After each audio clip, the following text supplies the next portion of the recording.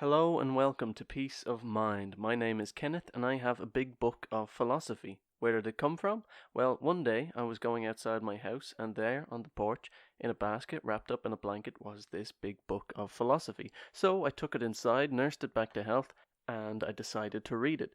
And it's actually pretty interesting. So page 1 was the contents, but page 2 was the introduction. But page 3 was the brain in the vat. So, what is the brain in the vat? It's a philosophical concept or a thought experiment. Basically, what you have to imagine is an evil scientist comes and kidnaps you. He takes you back to his lab, surgically removes your brain, and puts it in a vat or a jar. Just imagine a glass jar. And in this jar, you're floating in kind of nutrients and water, so your brain is going to live. There's no chance of you dying in this brain, but you're no longer in your body. But you have all these wires and electrodes hooked up, and you're plugged into this kind of computer simulation. So when you're walking in this simulation, every time you touch something, you're not actually touching it. An electric charge is being sent through the wires into the jar and into your brain, and it's causing you to feel the sensation or imagine you're feeling the sensation, but it's as real as if you were doing it yourself. There's no difference. There's no way you could tell the difference. So for all intents and purposes, you are living your normal life, going about your daily business. You can touch, you can feel, you can see, you can taste, but it's not real. Your brain in a jar. And maybe that sounds crazy. It sounds a bit unbelievable, but think of it in terms of something simpler or something more relatable, like The Matrix, which is a very popular film. And I think once you go, oh, yeah, so it's the same kind of thing. Instead of a brain in a vat, you're a body in this weird kind of cocoon thing.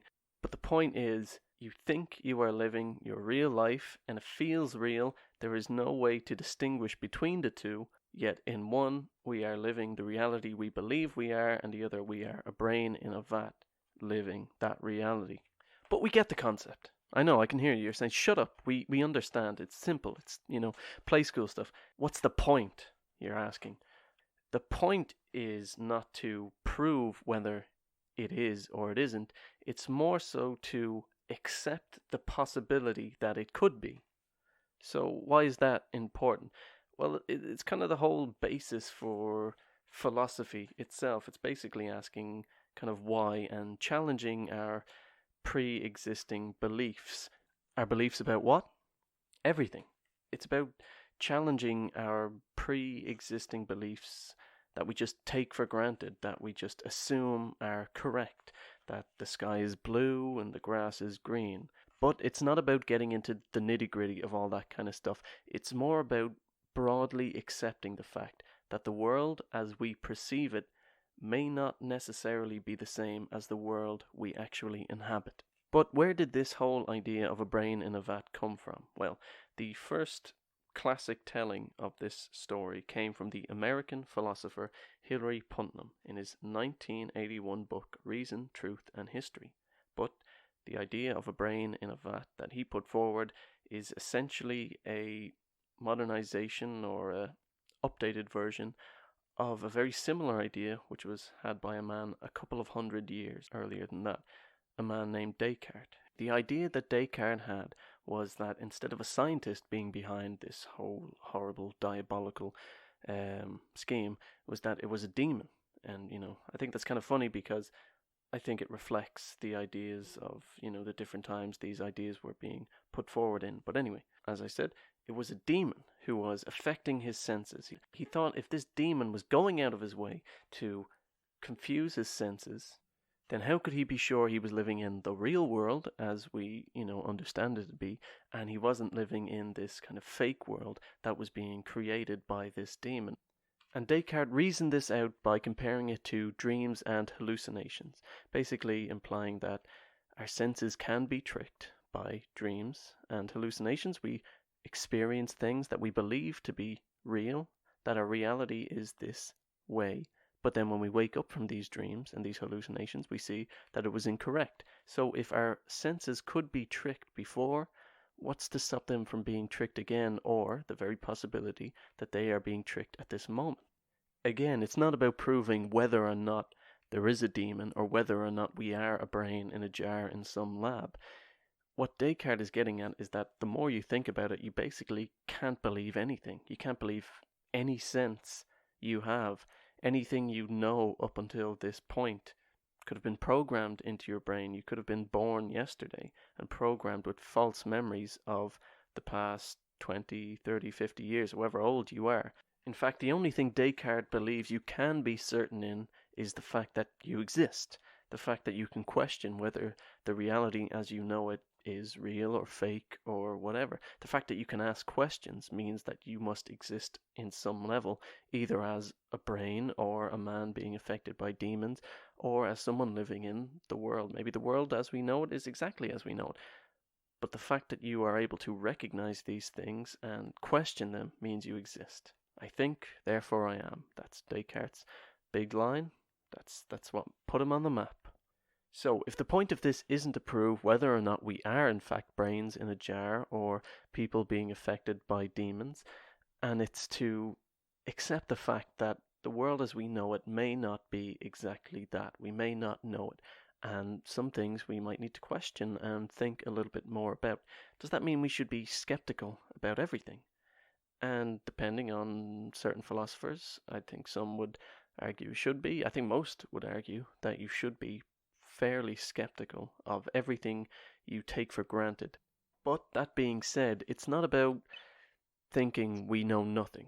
It's not about saying, well, there's no certainty in anything and there's nothing we can be certain of. It's just about questioning the fact that what we think we know, do we know? And could we know more about it? So to put that into real world terms, a big phenomenon that has kind of popped up recently is the Mandela effect.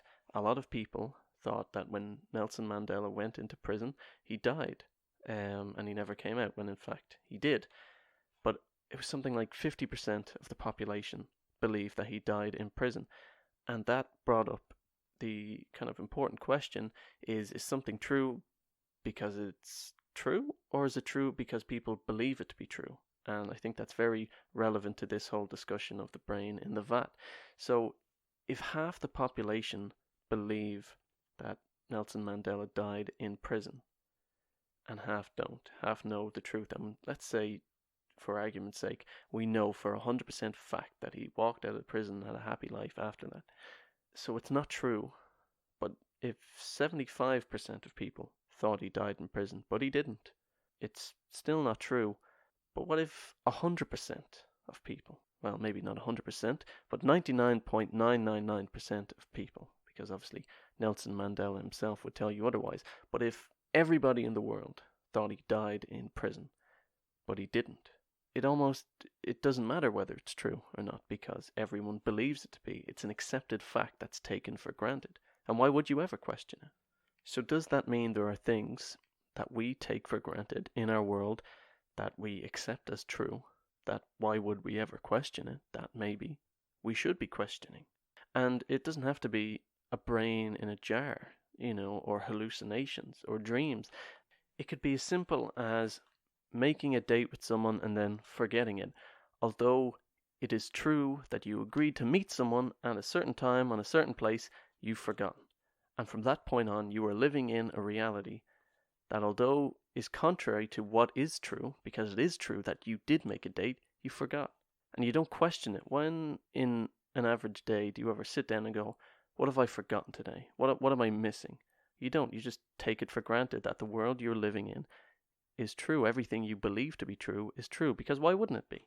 But it's not always true, Up until a certain point, the world was flat, but now it's not. But is that because we perceive it to be round, or we know it to be round, or because we believe it to be round?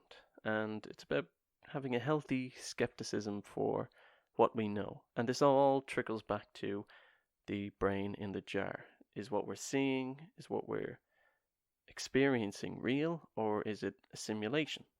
And when people try to find answers to these questions, sometimes they look towards technology and they say computers are advancing so fast in kind of our generation and our lifetime, that even now we're creating these amazing simulations of real life in video games and all these other kind of things, and we have artificial intelligence, and people wonder, when is it going to get to the stage that basically the worlds we create on these computers, from say a single laptop, can run this world as big as our own with artificial intelligence, maybe as many as our own. And think of, like a video game, think of like Skyrim or something. Imagine someone built that, or like GTA, where you have a city, and imagine every person in that city, has this artificial intelligence that dictates how they go about their lives. It's quite rudimentary now, but as we get more and more advanced, so will that AI system, so will that simulation. When does it get to the point where there's 7 billion people on Earth, say, and there's one laptop that has this computer generated simulation that has 7 billion AI in it, and they all believe they're real, Maybe they get that advanced stage where they believe that they are going about their lives, the world they inhabit is real. Maybe they could even get to the position where they have their own kind of philosophical beliefs, where they think, imagine you're just a brain in a jar, imagine you're just a person being, confused by demons, dreams, hallucinations, and all that kind of stuff. But they are in a simulation, and we, would think nothing of it. Like, we think nothing of these characters now, obviously, because when you play games and you see these kind of things, I don't believe personally we're at that level, but who knows? And that's the kind of thing. It's not about saying for definite that's gonna happen, that there's definitely gonna be a simulation where there's gonna be 7 billion people and they all believe they're living in the real world, even though we know they're not. But maybe that's us. Maybe we're living in the simulation. It's just about keeping a healthy skepticism about what we know, or what we believe we know, because who knows?